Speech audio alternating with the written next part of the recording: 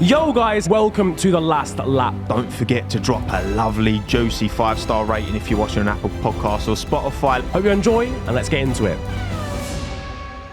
One of the first storylines really to go with from Bahrain is in fact Mercedes. I think the expectations that we had for that first Grand Prix of the season, after Mercedes bringing back some pace through Brazil, grabbing that win, of course, with George Russell fighting for the win at Cota last season, to have taken a step backwards, to even be behind Aston Martin, a customer team. Gosh, Niran, what are we doing? First things first, mate. Let me talk to the Brazil piece. You know that the Brazil piece was fake. Yep. That was absolutely fake. Flattered to deceive. Rigged for money and views. We only won as Mercedes that race because Red Bull, in free practice, fudged up their floor height. That's why we won. That's why we won. It was an unpure pace. And ultimately, that flattering to deceive has led to them sticking with a remixed version of the W13. 0.5 pods. What are we doing, Niran? This is, I've had enough. This is chaos. Let's break it down and try and make some sense of this. 0.5 pods don't work in an era where barge boards are disallowed. The new rules and regs, no barge boards. So you have to, as a team, manage the wake off of those front tyres outboard. Otherwise, what are you going to get, chaps? Instability on the apex every single time. And what are Lewis and George complaining about? What have they been complaining about in testing and free practice and Bahrain? Instability, poor balance at the rear of the car. Side pods.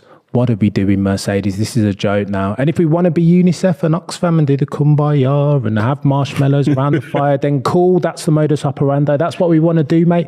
But if we're a championship winning team, if we want to win the 9th constructors and Lewis is 8th, then something needs to change. Yeah. The problem, it feels like there's a big ego problem now at Mercedes, in the sense of like, we've gone with this idea, we have to see it through.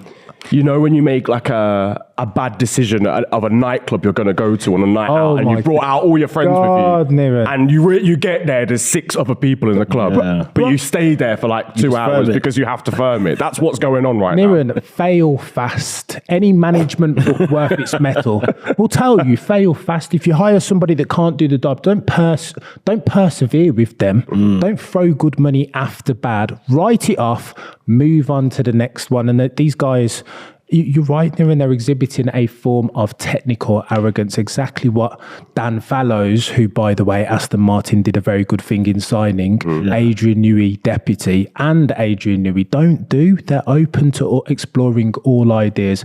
Hence why these guys are now first and second on the grid, being Red Bull and Aston Martin. What are we doing, Mercedes? The thing is, it's the start of the season. You know, we've had one race, and obviously Toto's even come out. I don't know what the PR team at Mercedes is saying, but like, you know, even he's coming out and saying, look, this ain't what we hope it will be. So you kind of think there's a bit of ownership and sort of owning their mistakes. But then it's like, well, should you be giving that kind of information out to the Mercedes fans, as well as maybe not even changing anything at all? Because they are pursuing, as we've just discussed, they are seeming to just continue to go down this road, even though they know it leads to no success whatsoever. So it's weird, because it's like, it's only race 1, you know, and we got 22 to go. Peter, I will say, bro, if you're being very nice, that what happened to all this data that we gathered over the last 12 months, right? Last season was meant to be a fact-finding mission. So are you just going to fact-find and then not act bare on stuff onto Lewis Hamilton's car? Or all of that nonsense, kilograms earlier on in the season. What happened to that? You can't just research and then not take action. Marvin Gaye, what's going on? I don't understand. This is just, I'm through it. And then lastly, I'll say on this, because I don't want to go full troops mode 2017. It's all right, no, let it loose. Lastly, I will say on this, Lawrence Stroll, absolutely worthy of some credit for turning around Aston Martin. People have said it's a bit suspicious and yada, yada, yada. To Lawrence's words, Papa Stroll, there's a couple foundations on which you build a championship winning team, right? Infrastructure, 250 million worth of mega factory they're building that will come online in May of this year. Tick. Secondly, people. Forget all the other stuff. If you get, there are only a few people in the world that are capable of building a championship winning car. True or false? True. Right. Dan Fallows. How were Mercedes not in for Dan Fallows? Yeah. How have Mercedes let Eric Blandin go? How did they outsource Allison to Ineos to go and build boats or whatever? How have they let James Vowles go To Williams. Yeah. at a time when you could argue that they need these key personnel the most? Sure.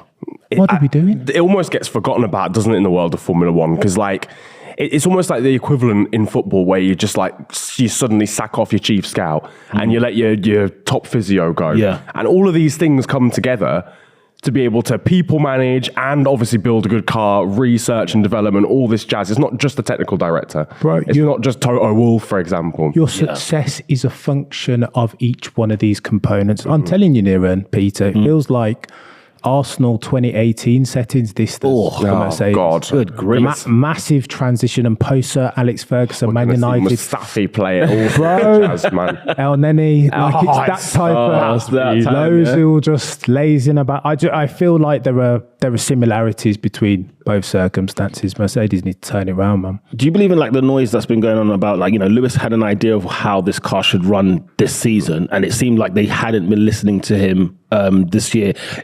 But then he's sort of playing it down in front of camera where he's like, no, there's no issues here necessarily. Like, we're going to do our best to work on this car. And also, second part, how can we still be, we've done a year of this regulation, and yet teams like Mercedes are struggling to find what's the best sort of aero package to get the best out of a car this season. It's like it's taken them too long, especially Mercedes, a team like that. Whether the budget cap thing is part of that problem, because they can't really just outspend their way out of the problem. Mate, to your last point, of course the budget cap is part of the problem, right? Because Mercedes have been in the habit of just throwing 400 million at the problem and fixing it. That's what they've been on. To your first, around Mercedes and Lewis Hamilton, I think this worries me and concerns me more than anything else at Mercedes. Because Lewis has been patron saint, master PhD level patience for the longest time, right? Yeah. Always towing the party line. Come on, guys, let's push our next race. Yeah. It's been a bit of an SH1T show this, but let's gather together again. Respect, you're not swearing, by the way. Don't get demonetized. Mama Cameron's going to be watching, so we can't do that. He's been the bastion of everything holy and saintly as far as leadership, right?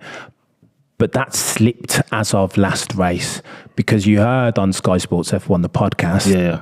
I told them, he says, quote, and like, as an ears makes no difference quoting, I told them that it was instability at the rear. I've driven loads of cars like this before, and they didn't listen. Yeah. That's a departure from the usual tone the line stuff that we've seen from Lewis, right? And that concerns me as a Lewis Hamilton and Mercedes fan, I'll be honest. I just don't understand that. Like, he's the one.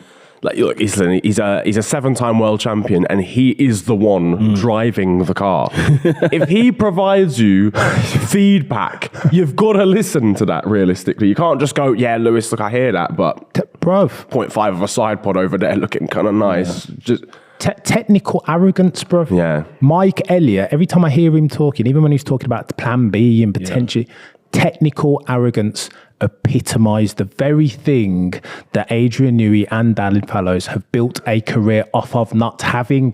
What are we doing, chaps? This is nonsense. Do you not think as well, though, from the engineering side or the people that gather the data, that there's probably some conflicting results? So like the numbers are saying one thing, hence why they've gone through this. I am trying to be nice to Mercedes here, but is there a point where, look, Lewis says one thing and maybe George as well says the same thing, but then they're getting data and analysis all winter long, and they're thinking, no, I don't think we should go down that road. We should definitely take this route. So I've run through the same thought experiment, Peter, and here's where it falls down. Aston Martin, customer car, customer team, are using 50% of the parts that Mercedes is using. To boot, they also use the same wind tunnel, Peter. So how are we talking about data correlation disconnect if Aston Martin are like half a second down the road challenging the likes of Ferrari and Red Bull? And have gained so much time from last year as well. This is chaos, gents. It just doesn't make sense. And I just feel like, I feel like as far as what I do think you can say about the disconnecting data correlation is as far as opportunity cost, if they're looking at Red Bull, because this is the question you're asking, Peter, right? Why didn't they follow the design philosophy of a Red Bull or an Aston Martin? And I think there is something to be said from that. But all that I'm hearing in the paddock is that they're seeing, minus the instability at the rear, that Mercedes is seeing the performance that they had seen in the off-season, in the wind tunnel and the CFD models. They're seeing it, but they just mismanaged their expectation and didn't foresee the rest of the grid moving up. finding another half a I think